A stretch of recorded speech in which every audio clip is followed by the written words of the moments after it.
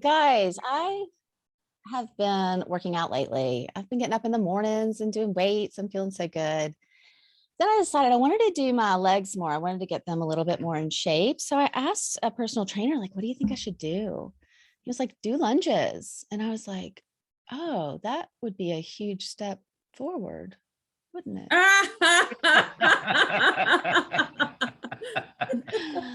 But Okay. I know.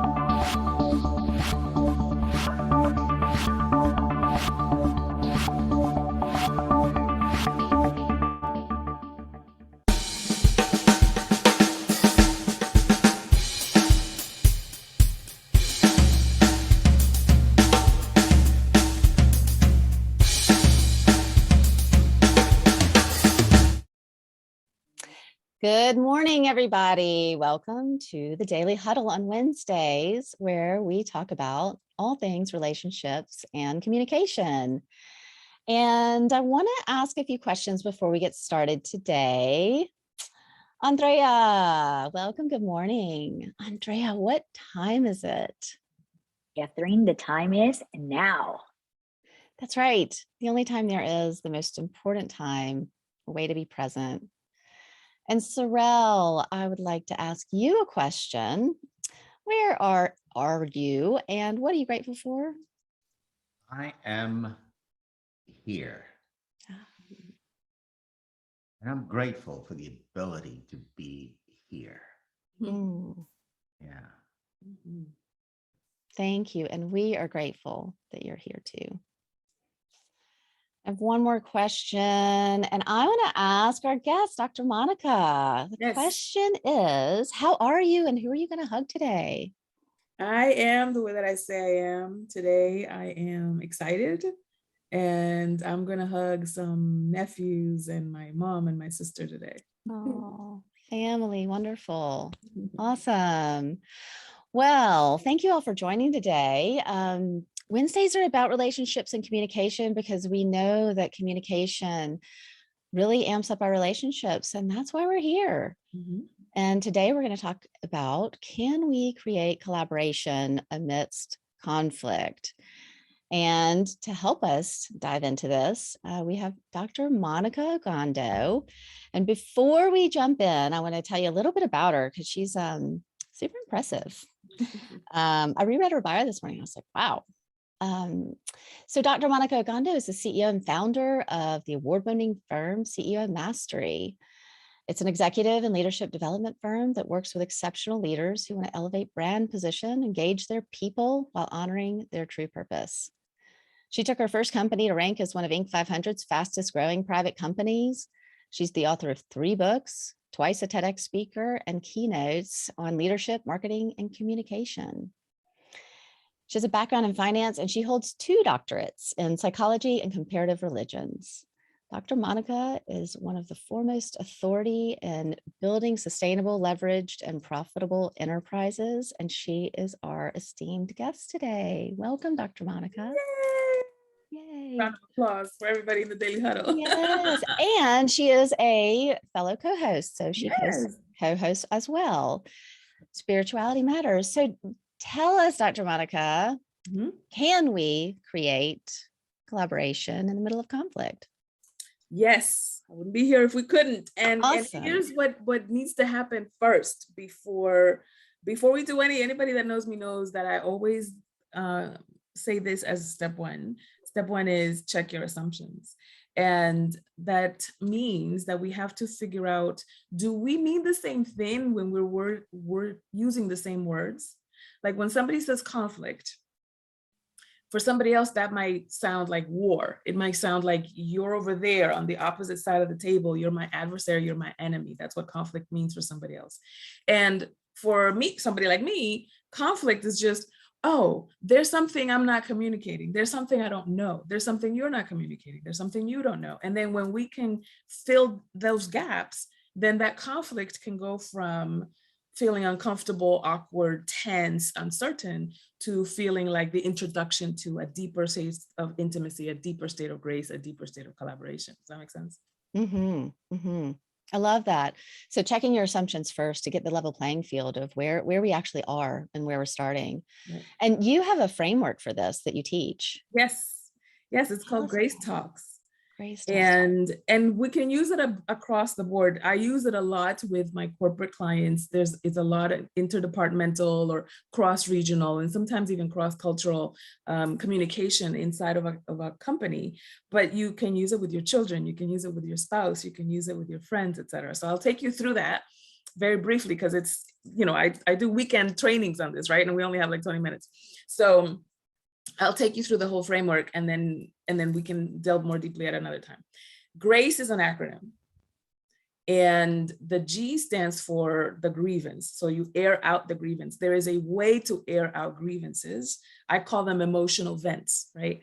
And in the same way as when you have a physical vent, like when you're trying to say you feel nauseous and there's something that you just got to get out and your body wants to vomit, the first thing that you do is look for a container, a barf bag, a toilet, a trash can, right? So in the same way with emotional venting, you want to set container. That requires that you create permission, because sometimes people don't have the emotional bandwidth to hear your vents. They're just not available. So you want to make sure that, is this container available? Are we good to do this right now, right? And then when you air out that grievance, there's a way to bring your communication down to a level 0. Let's say, for example, I'm very mad. From a level of 1 to 10, I'm a 10. I have a murderous rage, right? You can actually bring yourself down from a 10 to a 0. And the process that I use for that is called restore. That too is an acronym. We don't have time to get into it, but I'm just gonna tell you what the restore stands for, okay? And then we can talk about it later in the comments. Restore stands for repeat back. Sometimes the way to soothe a vent or a grievance is to hear it back to you so that you know the other person heard you. Then there's empathy. Empathy just means, can you hear me? Do you understand? Can you relate to what I'm talking about? Then there's S. The S stands for simulation. And a simulation can be just any kind of role play. I need you to role play that you're really sorry and that you're apologizing and you're begging for my forgiveness. I need you to role play that you're my little girl and I'm your mom and I need to, you know, take care of you or whatever. Any simulation. The T is touch. The T in restore is touch. Sometimes the ego can be soothed with a hug, touching your hand, touching your face, a kiss, you know, especially among couples, right? Or your children sometimes just need to be cuddled, right? Then the O in restore is open-ended questions. You can ask open-ended questions for the venting person to clarify some things or to explain certain things, etc. The next R is, so there's, let me go back to all of them, right? So there's repeat back, there's empathy, there's simulation, touch, open-ended questions. The next R is reassurance. So reassurance can be sometimes like when you're venting that you're frustrated that a proposal didn't go through. Soothing that ego vent could be something like, you know, you got this, you got what this is, these people don't know what they're talking about. Of course, you're going to get this proposal, da, da, da, da. So that's reassurance, right? And then the next E is emotional intensity. Imagine if I did all of that. If, for example, you're at a level 10 vent, and when you ask for reassurance, I'm like, oh, Catherine, you'll be fine. You know what I mean? Like the emotional intensity isn't matching. So it doesn't feel soothing at all. In fact, it feels dismissive. So emotional intensity is also very important. So that's on the G side, right? We're still in G. That's airing out the grievance. And you use the restore framework to bring the vent down from whatever level it's at to a 0. The reason you want to do that is because you want to soothe or kind of like neutralize whatever that thing is, that trigger. Because once you neutralize the trigger, then you can start to get investigative about how this thing happened, and you can get to a place of collaboration, but not while you're still charged. You need to eliminate the charge so that you can move to collaboration, right? So then the next R in grace is to dig up the root. Many times when somebody, quote unquote, triggers you, when you're upset about something, it's not that they did something wrong. It's that whatever they were doing is triggering something that was already inside of you. So you want to dig up that root. When did you first feel dishonored? When did you first feel disrespected? When did you first feel like somebody left you holding the bag? It's usually somewhere within our 0 to 7. from the time that we were born to the time that we were about 7 years old, because that's really the formative time of our emotional and personality foundations, right? So once you dig up the root, now you can go to the A, which is accountability. And accountability answers the question, how did I create this? Not like, how am I to blame? That's very different. We're not looking for blame or fault. We're looking for authorship. How did I author this experience for myself? What are the assumptions that I made? What are the conclusions I jumped to? What information don't I have that I just kind of like went, even without this information, I don't even know what your intention was. And I immediately assumed that you meant me harm. I created this experience of myself, not your behavior. I didn't create your behavior. I created my experience of your behavior based on my 0 to 7, based on assumptions, based on conclusions, based on filters, based on unconscious biases, etc. Right? Or maybe I didn't communicate something. I have a trigger about somebody being late, but I didn't tell you, Catherine, that I wanted you to call me at 3. I said, oh, anytime in the afternoon. So now it's 5 o'clock and I'm mad. Why are you mad? You weren't clear, right? So this is how we answer, how did I create this with that accountability? The C in grace is to create a new possibility. So what do you need? This is something from the nonviolent communication framework. What do you need in order to feel good about this, in order to feel like you can move forward? And then, Catherine, what do you need from me in order for you to feel like we can move forward? So we co-create a new possibility in that way by you articulating what you need and what good or what moving forward looks like. And then I do the same. And somewhere in the middle is our solution. And then the E in the grace framework is execute on that agreement. It's not enough to talk about it. Now we have to walk it out. And when you walk it out, then you can tweak things. It's like, oh, I thought I needed you to be very literal with your words, but it turns out I don't need that. I just need to know that you hear me, right? And so when we execute on the agreement, then we can iterate it to something that is actually workable and sustainable in our relationship. And then we can move from conflict to collaboration. And we can be collaborative in the middle of a conflict. Because a conflict doesn't necessarily mean that we're at war or that our relationship is at stake. It just means that there's a gap that we need to fill and we're on the same team about it. I love that. Yeah, that's a really good distinction. Thank you for sharing that with us. I have one question about it because it's a lot. Yes, I told you, it's like a retreat, a training program, right? You did, yes.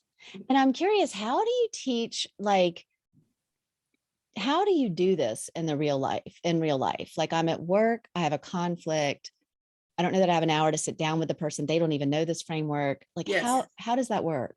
So I can do some role play with you if you want. Okay, yeah. Okay, so let's say that, for example, you did something that upset me or that didn't work in the team. It was a mistake, it was a faux pas, it was whatever. And I need to talk to you about it, whether I'm your supervisor or maybe a peer, doesn't matter, right? But let's say that I want to use the Grace Talk framework with you and you don't know anything about it. Okay. So I would say, Catherine, there's something that happened at the conference call that we just had about 20 minutes ago, and I'm feeling triggered about it. I learned about this new framework that has us create some collaboration outside of, conflict or disagreements or whatever. And I'm wondering if you're open to trying it out with me. Sure. I think I can do that. Awesome. Now, I don't know that you have any time now. Can we meet maybe for lunch? For like, yeah, that'd be great. 20 minutes right quick. Yeah. Fantastic. And then you set that up that way, right? Okay. So that's the first part about creating permission is when you have a grievance, you have to be very clear that the part of you that has the grievance is not the essence of who you are. What I mean is your soul, your spirit, your higher self, the part of you that is connected to everybody else has no grievances. It is imperturbable. The part of you that has a grievance is your ego. And if you know that your ego is speaking, it's like, the ego is a simulation anyway. There's nothing real about the ego. So we can play with it. It's kind of like how, when you're in the movies and your favorite character dies and you're like, you're sad. But all you're doing is emotionally reacting to light beams on a white screen. Right. Nobody died. And in the same way with your ego, it's like Catherine did something and my ego reacted, but it's a simulation. So Catherine and I are fine. There's nothing at stake in our relationship. But at the ego level, we get to handle this grievance thing because it's part of our story and it's part of how we elevate and how we become masters of ourselves. Okay. I'm loving how you're bringing in humor into this. I don't know where it lives in the actual process, but of saying, I can go play with this. I can go to lunch. I can have this conversation, as difficult as it may be, and just play with it and use it as a practice because it's not quite real, you Yes. know? The, so great. So we get to lunch. I still know nothing about this, and I'm a little apprehensive because now I know you've told me that I did something that triggered you. Yes. So now Right. my assumptions are running, right? So Yes. now what Right. do we do? So now, and this is why I train people, right? Because people are like, I'm trying to do this from the notes that I took from the daily huddle. Right. No, you're gonna need a little bit more training, Yeah. right? So you actually speak to the elephant in the room. I know that you're probably running with this thing in your mind, like, oh, what's Monikah gonna say at lunch? Are we gonna have to throw down? Like, what? She says she's triggered. I brought my boxing gloves, right? And so for me to ease your mind to say, this is my trigger. You've done nothing wrong. This is something that I get to work through, and I'm just asking you to be in partnership with me about it. And Okay. it might sound ugly, it might sound, combative, but that's what the ego does. And so I just wanted you to witness it, because it was whatever you did was what triggered me, but it wasn't what you did that was wrong. I really just want to investigate my trigger. Mm.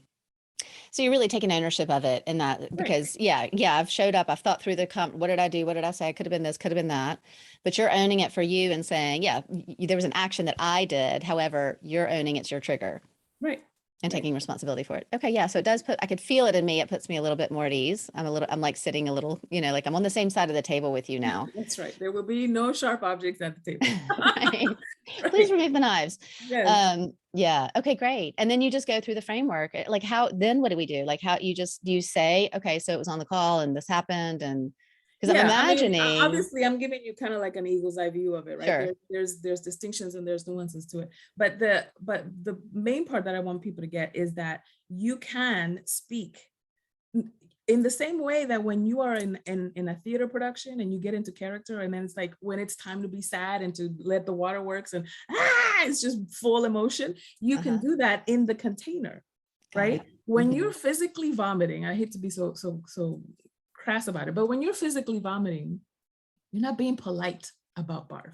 You're just letting it rip, right? You want to get it out, because better out than in, right? And then the person who's helping you, who's like holding your hair while you're bent over on the toilet, they're not looking at that thing going, ooh, that chunk is ugly, I don't want to see that one. They're just letting you rip too, right?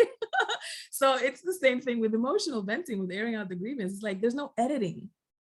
Once you've set container and you said, I'm gonna let's continue this role play. Let's say that you said something that disrespected me in front of these people. And now I'm embarrassed, I feel insulted, I feel disrespected. My level is a 10, okay? But it's my ego's level at a 10. I remain unperturbed. So I can speak on it from a place of no charge. And then when I get to be in character as my ego, I can let it rip. And when I create container with you and create permission with you, I'm letting you know I'm at a level 10. 10 is murderous rage, Catherine. Right? I'm a little scared. So I just want you to witness it. There's nothing for you to do except to witness it. And just let me have it, so that then I can just let it out, and then we can move through it. Oh, so this is interesting. So you do that with me? Or I was imagining that you do that elsewhere. No, I do that with, it depends on the relationship. If you and I don't have the kind of relationship where you can hold my vent, it would be spiritually abusive to dump this on you, especially if you tell me I don't have the bandwidth, not right now, I don't think I can do it, just, can you just write that up and put it on my file? Like there's some people that just don't want to. Right. And that's fine. You have a right to not want to. And I get to respect that. Right. Got it. Okay. And if I still need to vent, I'm going to call Sorrel, or I'm going to call Andrea and be like, I need to vent about Catherine. And she's done nothing wrong, but do you have 10 minutes so that I can run it, so I can get off it? You know what I mean? Got it. So you still get to have your emotional needs met and respect other people's boundaries. Got it. I love that. I love the idea of the container around it. And the analogy for me is not pleasurable, but it's a good one, because it is like, you're not going to run out in the street. You run to a place that's contained when that happens. And with emotions, you can do the same. It really feels like taking responsibility.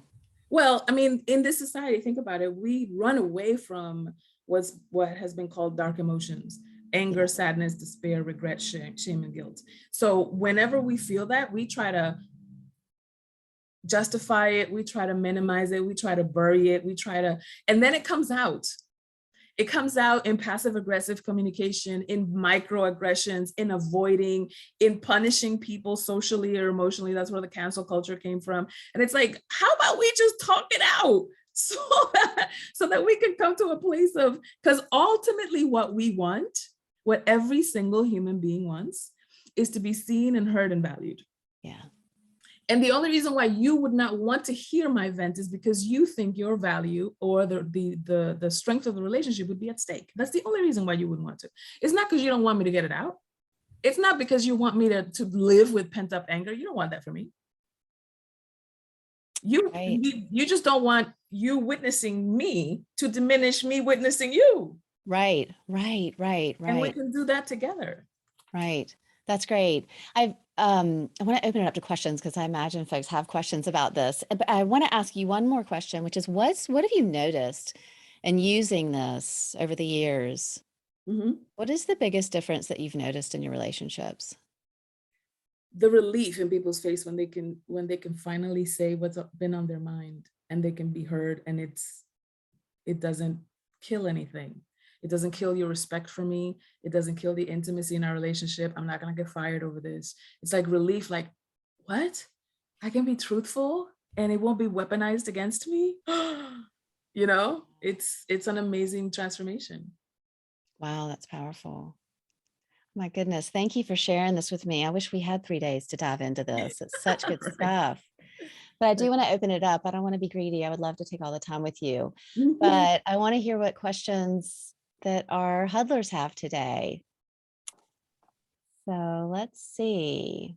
What have you got for Dr. Monikah? Stan, yes. Doc,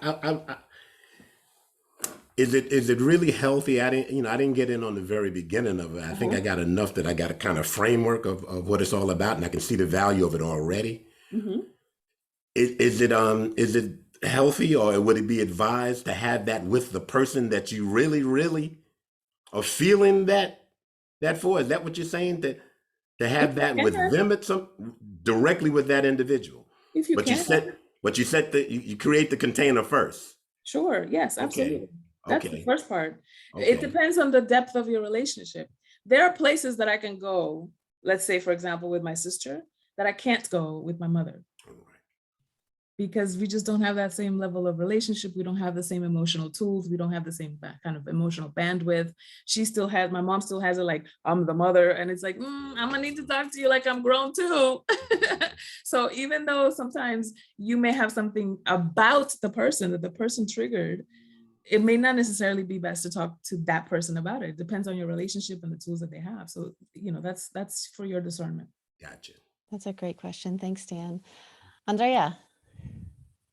Thank you so much, Monikah. This is fantastic. So my question resides in the fact that what I've heard is when you are in that conflict, you make it about yourself, how it triggered you, and you start at least the conversation in that tone. Mm-hmm. How do you embrace situations when the other person really did something wrong, and it's not about how it triggers, it's not trying to make it about yourself. I know that that's the entry point, but truly, when there's a really conflicting circumstance in which the other person was bad. Yeah, how do you embrace those things? The principle is still the same. Okay. Right? Just because I'm really, really mad and you really, really did disrespect me, doesn't mean that it wasn't my ego that was triggered. It's still my ego. My soul and my spirit is still unperturbed. And your soul and your spirit doesn't want to hurt me either, right? So nobody did anything. At that level, at the spirit level, at the soul level, at the ego level, we're going to have to go to blows. Somebody's going to have to calm me down because, you know what I mean? And so when you get that way, sometimes it is best to the earlier questions point, that to talk about it with somebody else. In fact, I'm going to use an example, Sorrel. I know you don't mind if I put you on the spot.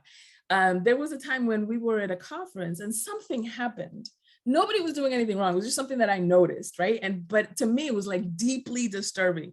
And Sorel and I went to lunch and I was like, I have a vent. And he was like, okay. And I was like, and I can't believe, and it's making me look bad. And I'm so embarrassed and I'm so frustrated. And I probably need a nap, but right? And so he's just kind of looking at me like, I didn't know all that was there. So when you're venting, this is not the time to be polite. Let it rip. Got it. And if you feel like you mutter, suck, use all the words you want, so to get it out, because what you want is to run it so you can get off it. Got it. Make sense? Thank you. Yeah, you're welcome. That's great. I gotta say, I get excited about that, about really releasing all that energy. I don't often do that. That's exciting to me. Yes. Sorel, you have a question?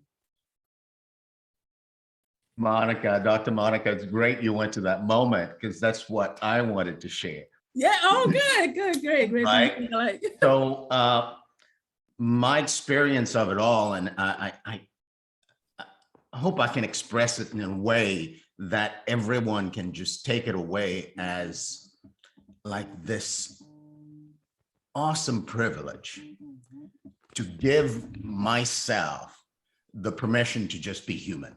Yeah.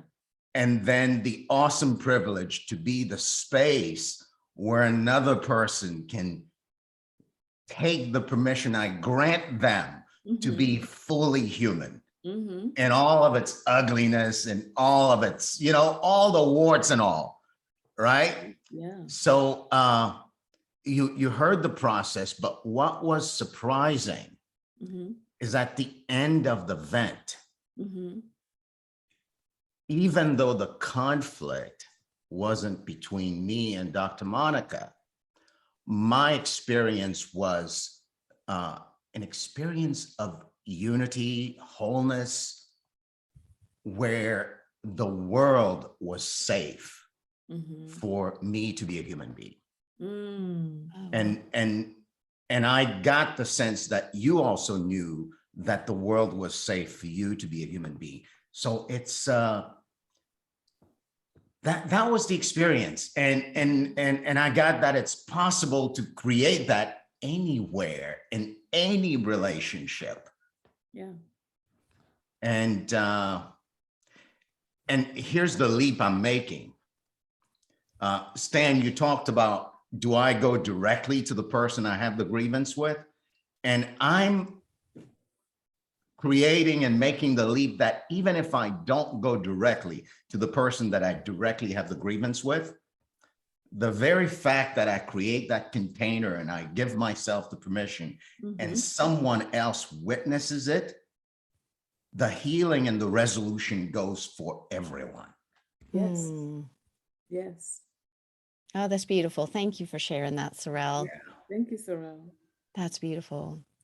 And we have time for one more question. And I know Dr. Monika's got to get down to hug her nephews. So we're going to get her out of here on time. So yes, Peter, what's your question today? Morning, guys. Morning. Good discourse. Good discourse. I used to be a geography teacher. So my question to you, Dr. Ogando, is it best to do it outside or inside? So you're going to vent, you're going to share with somebody. I call you and I say, hey, we need to talk.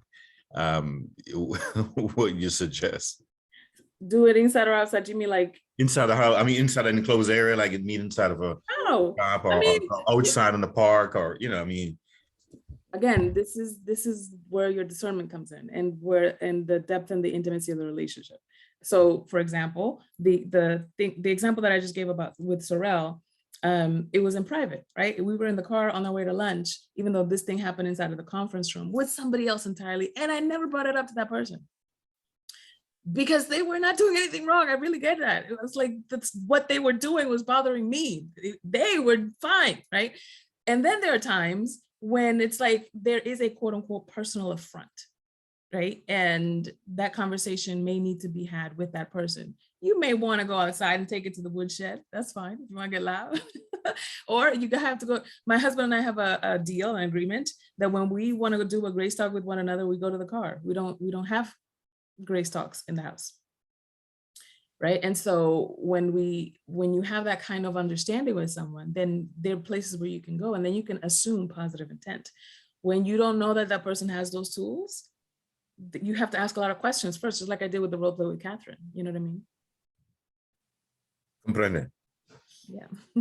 Lots of discernment in the process is what I hear. That's great. This has been fantastic. Thank you so much, Dr. Monikah, for joining us today, I'm happy for to. giving us these tools. It's been enlightening. I'm excited to use some of these. Yeah, and try them with yourself. Try them. What are some of the things that I still get triggered about that have nothing to do with somebody else? It just happened. They just happen. When somebody cuts you off in traffic, when somebody is late at a meeting, when somebody says something or talks too much, right? Like there are some people who are very loquacious, and then there are some folks that are very quiet. So the loquacious people trigger the quiet ones, or vice versa. Right. Okay, what is that about? Take yourself through a grace talk so that you can, for yourself, hear yourself process that, so that you can embody the sense of it's safe to be me, like Sorrel was saying. It's safe. My humanity does not contradict my divinity, and my divinity does not minimize my humanity. Both of them can exist in my own experience. And so Grace Talks is a great mechanism to witness both. I love that. It's like pulling yourself out of the situation and making it, it's not about the thing. It's how I'm reacting to whatever the thing is. That's right. Such a great point. All right, I'm going to end us today with our 7 tenets, as we normally do, as we say goodbye to all of you lovely, lovely people until tomorrow. So love out loud. Just love everybody, hug, share your love with others, laugh out loud, love out loud, laugh out loud. I love laughing. We're doing it a lot more in my house with my kiddos, and it's so fun to roll around on the floor with a 7-year-old. I highly recommend it. Stress less, eat more plants, find how to cook them. That's fun. Cause I gotta tell you, I found some recipes lately. It's delish. And give of everything, your services, your love, your time, your energy. Most importantly, give your presence. Be wherever you are. And sleep, get those 7 hours for your body, and move what your mama gave you. Move that body, get out there, do your lunges, take a step forward. Thanks, everybody. We'll see you tomorrow. Thank you, Dr. Monikah. Thank you. All right. Good stuff, guys. Thank you. See y'all in the morning. See y'all tomorrow.